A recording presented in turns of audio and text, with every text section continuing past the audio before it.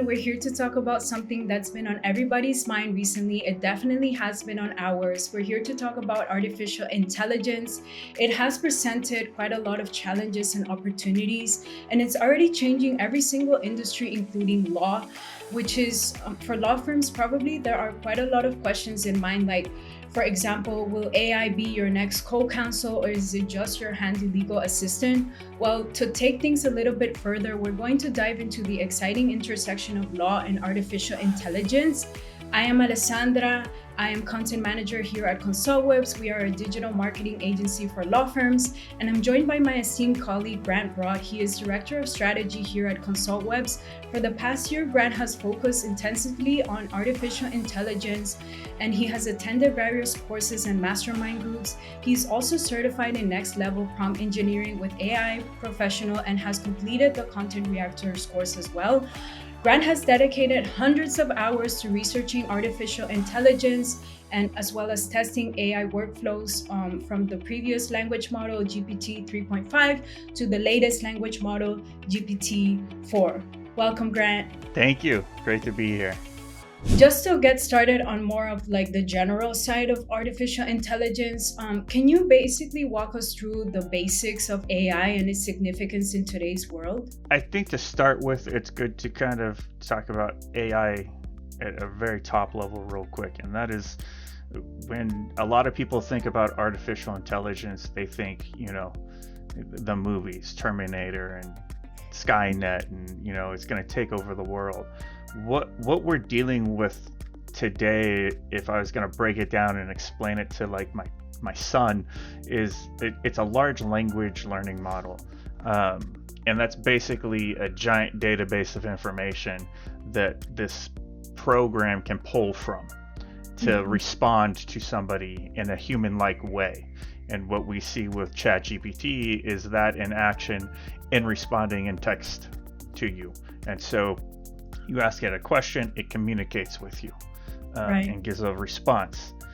And so this is almost like, this is the voice piece of artificial intelligence. This isn't the brain piece necessarily. It is kind of that knowledge base, but it's not gonna, take over your computer and and go take over your home security system or anything like that. Like, all it can do is pull from that database to it's almost like a statistical math problem. It's going to take and look at a set of data on a topic when you ask it a question around that topic, and it's going to say, okay, what's the statistical probability that this word's going to come next in this sentence?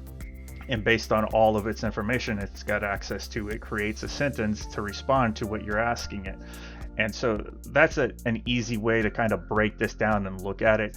It's not this, it is very complex, but it's not something that's gonna get up and, take over your refrigerator and walk out the door or something like that. Like, it's not the movie AI as we know of AI. We're far off from that at this point. To take things a little bit further, a lot of industries are testing different platforms with AI, or they're just curious to know, for example, what other industries are doing with AI, because AI is such a big umbrella and there's quite a lot behind it. So to switch the conversation around, specifically talking about AI testing and platforms with a focus on ConsultWebs, basically what we do here. Can you share some examples, if any, of successful AI implementations at ConsultWebs? Yeah, going off of the model, it's got access to all this information, and the GPT-4 model is dramatically larger than the previous version of it. And so there's a huge difference in its knowledge base there. The 3.5 version, they did a test to have it take the Uniform Bar Exam, or the MBE, MEE, MPT combo exam thing, and they ran through all the questions with it. And the previous model scored in the bottom 10 percentile. GPT-4 passes in the top 90 percentile. And so it's very, very comprehensive when it comes to having that set of information about legal.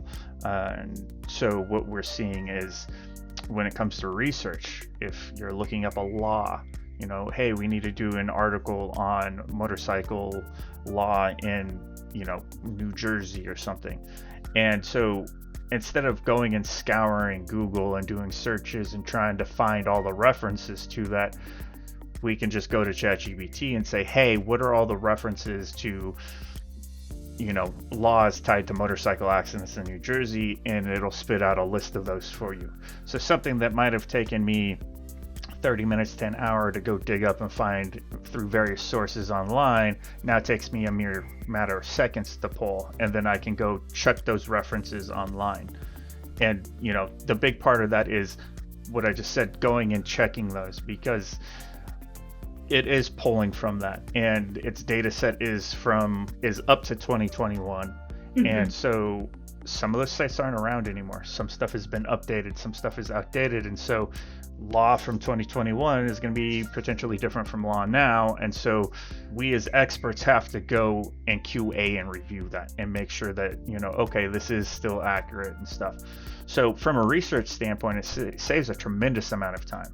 A key example of this is we're starting to leverage it for doing the outlines for the content we create for clients.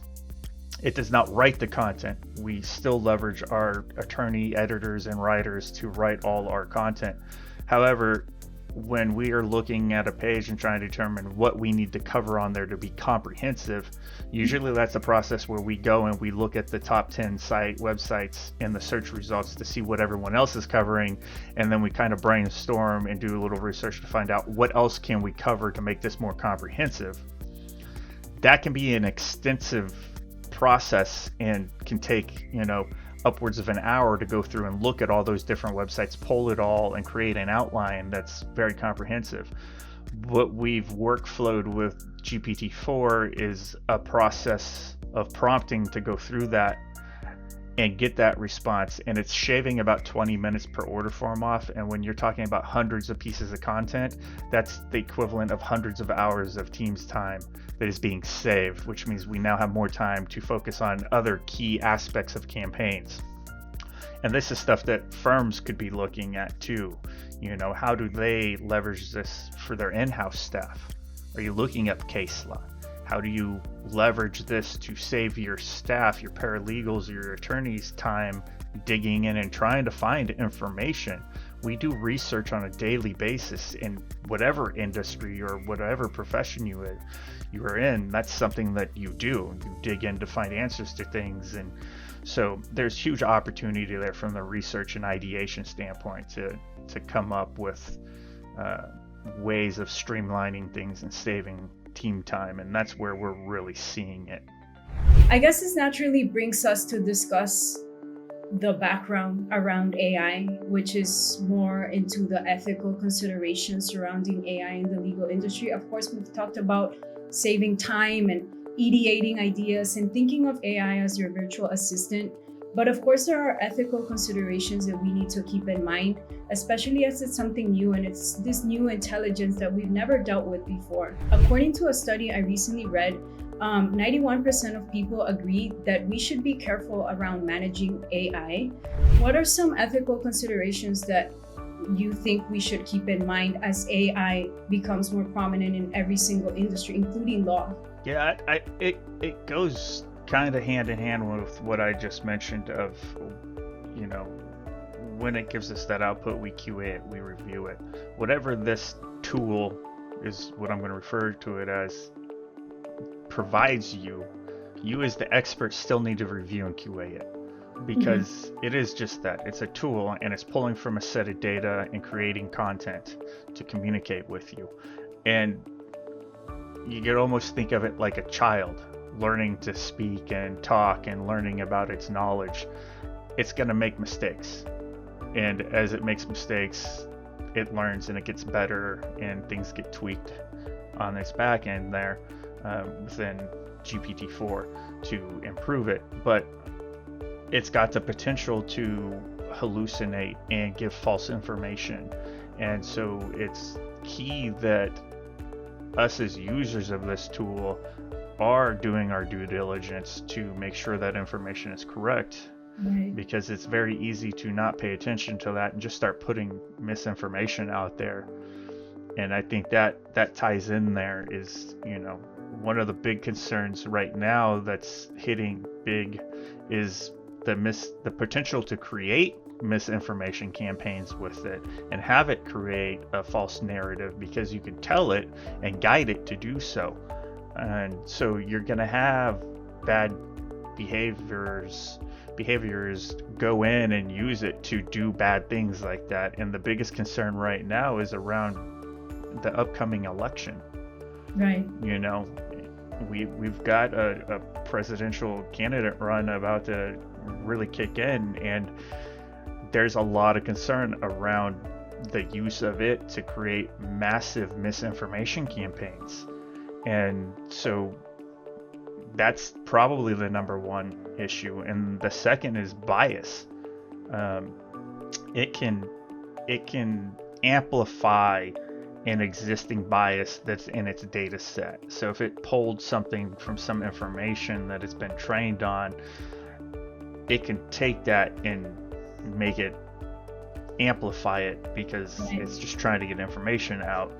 And so it can learn to associate certain groups with negative stereotypes and stuff like that. And so what's not talked about a lot is that, there is a feedback mechanism to this. And when you see things like that, you can provide that feedback, and the team over there will take that and adjust and tweak the model for that. They also can tag information and stuff like that. There's a massive thing that people don't talk about, but they tag and categorize a lot of stuff on the back end. And so that's how they train the model to become better. Mm-hmm. So those would be the two biggest things from a strictly ethical standpoint, is the misinformation and the bias. So there's opportunity there for people to purposely use it in bad ways. And I think that just goes back to, if you're using it in an ethical way, you're okay, but you're always going to have people that are going to do things and go to that side. Which is interesting, because also in this resource that I read, a lot of people agree that we should manage AI more carefully. But the other section that you just covered on is basically that we need two areas of improvement in AI, which is more governance and research, which I guess touches a little bit on the legal industry. So in what ways do you think AI is transforming the legal industry today, or what do you think we can expect? As we work with these models and we learn, on our side, all we can do is have good oversight. Going back to that, yes, we know it can provide misinformation. Yes, you can use it to create false information and stuff. But for us, we're not trying to do that in the legal industry. Mm-hmm. So it doesn't necessarily, the ethical concerns there aren't as critical for us when we're looking at it, unless somebody's trying to do that, which it's very possible. But I think it's just, as you get in there and you're playing with the tool and stuff, make sure you review it and have a proper quality assurance kind of process. Right. Don't let a staff go pull something and be like, oh yeah, this is the reference for this. And then you end up in court referencing this reference and it's not the right reference. It's something that's outdated or something like that. Like, you have to spot check. You have to fact check the information. And I think it's even more critical for this industry, because this is stuff that can end up in front of a courtroom and stuff like that, and it can make or break a case. And so if you're gonna use it, you have to QA it. And I think that's where people are like, oh, it's gonna take my job. It's not, because right. People with the expertise in these areas, it's still necessary to review what it outputs. You can't trust it 100%. So, you can use it to create a draft, you could use it to pull research and stuff like that, but review it as if you were an editor going through to fact check and make sure it's accurate.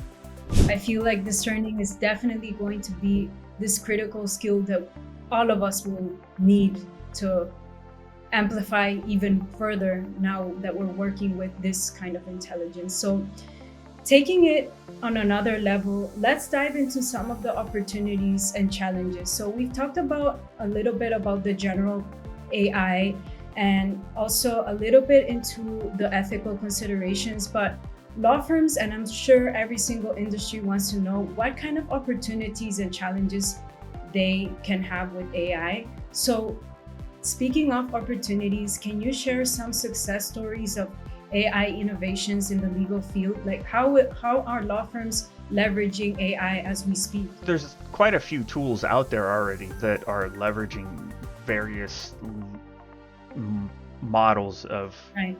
whether it's GPT or a different AI database kind of thing, to improve tools and provide services and stuff. And you got Westlaw Edge, LexCheck, Kira. There's three of the bigger ones floating around out there right now, but they do contract review and negotiation stuff. You input a contract and it audits it and points out issues with it. You can do research and have it pull relevant case law from across the country for one of the tools. And so there's already some legal tools out there that are taking the benefit of AI and improving their tool sets and stuff like that.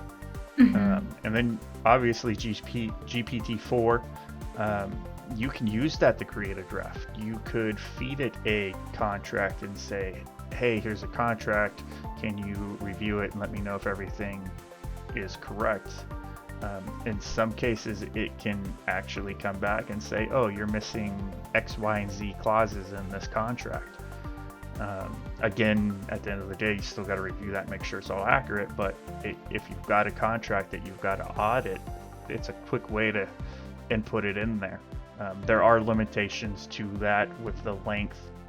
GPT specifically, you can only put about 4 or 5 pages of a contract into it before it kind of ends. So there are some pretty severe limitations, because an average lease agreement is probably 10 plus pages. And so if you're trying to look at something like that and make sure all the clauses and things that need to be in it are in it, you're only going to be able to spot check a portion of it.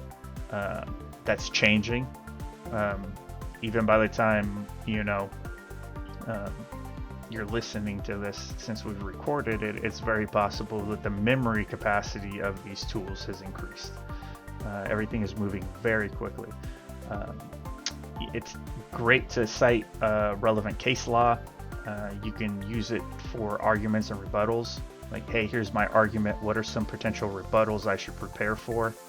And it'll brainstorm, it'll come up with those based on all the information about cases and stuff it has access to. So to all the listeners out there, we're going to link a resource that dives into different AI tools for law firms. So it includes over 8 different kinds of tools that law firms can dive into, and it also dives into the different benefits and features. To dive into the next section of AI, of course, there are different headlines and just a lot of misleading information around AI. For example, like you said at the beginning, oh, AI is going to take over our jobs. That's misleading. That's not real.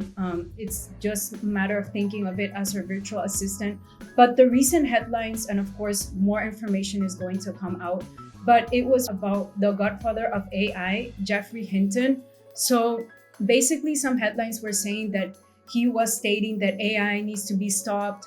But basically, that isn't the information. He's just basically stating that we're dealing with a different kind of information here. So do you have anything to say in regards to that? Yeah, I mean, I've read his article numerous times. There's like an interview article from when he left that somebody did, and one of the things he says is a lot of the headlines have been saying that I think it should be stopped now, but I've never said that. He's never said AI should be stopped, and so he wants it to be done in a safe way. And so that's going to, misinformation and stuff. One of his big concerns is about elections and the potential for this to do harm in misinformation campaigns. And so his whole reason for leaving Google wasn't to stop AI, it's to spread the word and work with people to make it safer and more ethical. And he also, one of the things he said that really caught my attention was that Google's doing it the right way. They're taking their time, they're building it in a safe way, they're looking into this stuff. And he wants to see that continue, and he wants to see that with all the different companies and people working in AI. Right. So I think that's the biggest takeaway, is there is ethical considerations and there is a safety aspect to it. I think somewhere I had seen something tied to him that, AI is, 50 to 100 years out. Now it's 5 to 30 years out because of the advancements and leaps that we've made. And so, that old prediction of, true AI that can kind of think and take action on its own, the thought of that being 5 years out, I think it's probably more than 5 years out, but it's definitely, going from 50 plus years to 5 to 30 years is a huge shift in a mindset there of what is going to be possible over the next 5 years with this stuff. That's a really great point, which naturally brings me to ask, and I'm sure this is probably the question that has been on everybody's mind, which is more into the area of how to strike a balance between AI, its workflows, and just implement it into your everyday, today life. So in your opinion, how can law firms strike, or like businesses in general, but specifically law firms, how can they strike a balance between leveraging the benefits behind AI, but also addressing any potential dangers, such as you said, misinformation and bias? We're approaching it in a very cautious manner. Going back to, Jeffrey Hinton saying, safety and ethics and taking your time, making sure everything works. Even our content workflows that are saving our team 20 minutes per piece of content, which equates to hundreds of hours, we've been testing and trialing and getting feedback and workflowing that for months now. That was something that we caught on to early in January and started playing around with in February, and are just now really kind of getting actual team hands-on and providing feedback there in some test cases. So we're doing a lot of due diligence with it because of the potential for all the errors and problems with that. Everything we have it output gets reviewed. We don't use it to write content. Right. I've not even used it for draft purposes at this point. The way to overcome any potential dangers with the tool is to do your due diligence and QA and review it. And I think that's something, when you're preparing for a trial or something, you're going to review, you're going to prepare, you're going to fact check and spot check everything. And so it's no different than with this. There are a lot of benefits, for it. We're looking at saving quite a bit of time from a research and ideation standpoint with it. For the attorneys out here listening to this, look at the regular stuff your staff is doing on a daily basis. What workflows could time be saved on by leveraging something like GPT-4? Are they trying to pull case law, draft document contracts? There's numerous tools and GPTs even capable of drafting contracts. And so if you don't have a starting point example, you could have it create a draft starting point example that you could have to build off of or ideate off of. So look at those key tasks that could save time. Right. I mean, that's critical. That's a priority. If you can free up 100 hours of time in a month from doing general research work, then what could you be doing with that time that's more beneficial to the firm and the cases and the clients? So we've definitely covered quite a lot of topics, from general point of view to ethical considerations to the latest of what the godfather of AI said. But now if anything, let's dive into the trends and prediction side. So, of course, this is something that's evolving as we speak. And by the time this goes live, this might change, things might change. So, but how do you envision AI shaping the practice of law? I guess in the next months, or if even if we want to stretch it a bit, in the next 5 to 10 years. It's moving at breakneck paces, because think of the adoption of the internet, of the cellular phone, of some of these other groundbreaking technologies when they came around. And if you chart that and you look at some of the information, OpenAI's ChatGPT was adopted by it's almost a straight line up. Like it's Yes. massive to get to where some of the other technologies did in a matter of like a month or two.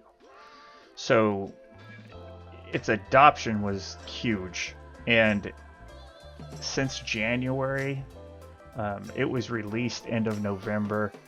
There's a little bit of coverage about it up through the end of the year last year, but when I came back from my holiday break, beginning of January, I was bombarded by it. And since that time, it has changed almost on a daily basis. The things that people are seeing and figuring out ways to use it for are moving so fast that trying to say, what's this look like even 5 years down the road, I have no idea, because in the last 5 months, it's changed. We'll do a trends article in, SEO or online marketing, digital, whatever.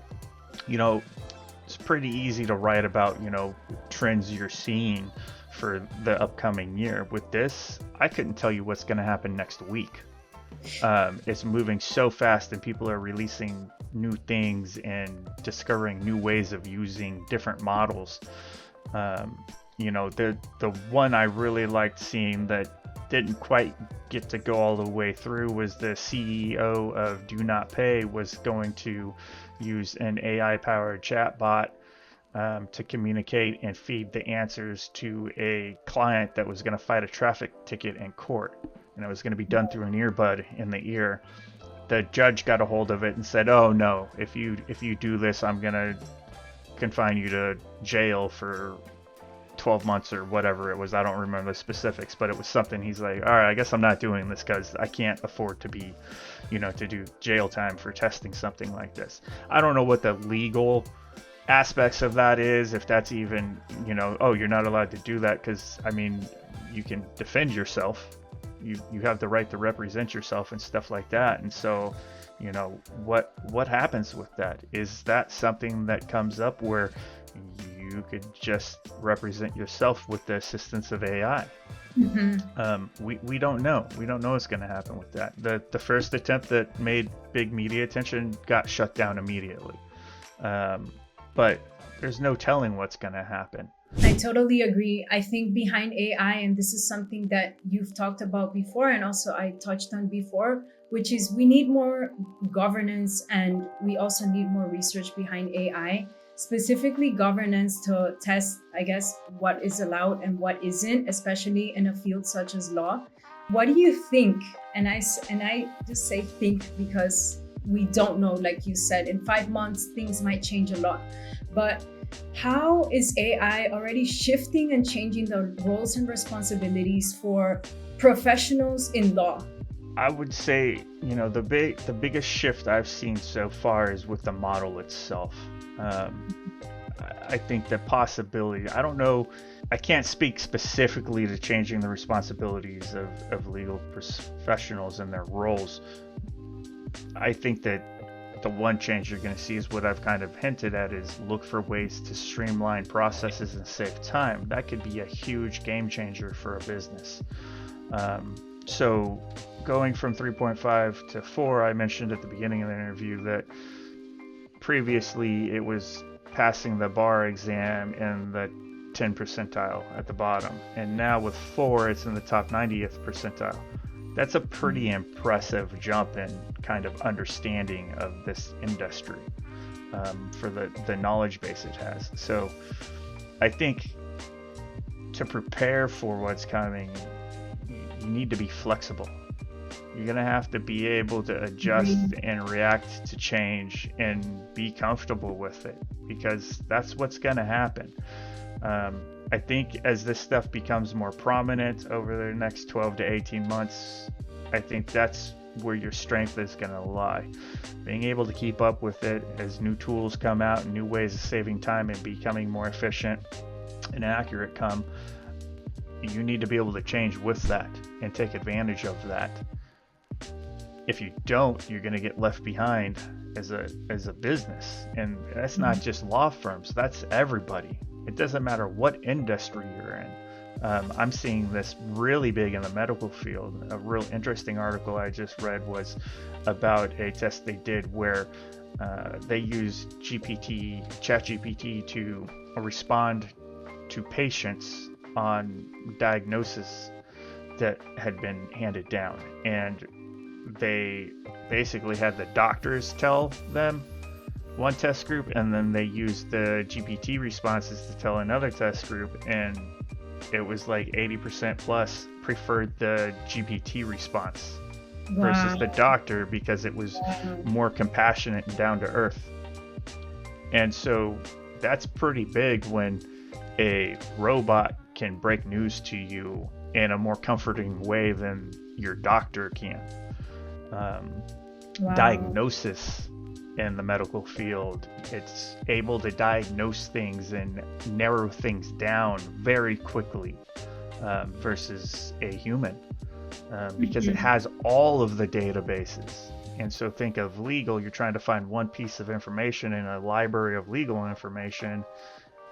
It can go get that and hand it to you, versus you going and trying to, dig through books and searches on the internet or other programs. And that's the same with a medical professional trying to narrow it down. There's hundreds of possibilities, and trying to narrow it down. Okay, hey, it's these 3 or 4 things. Let's run tests on that.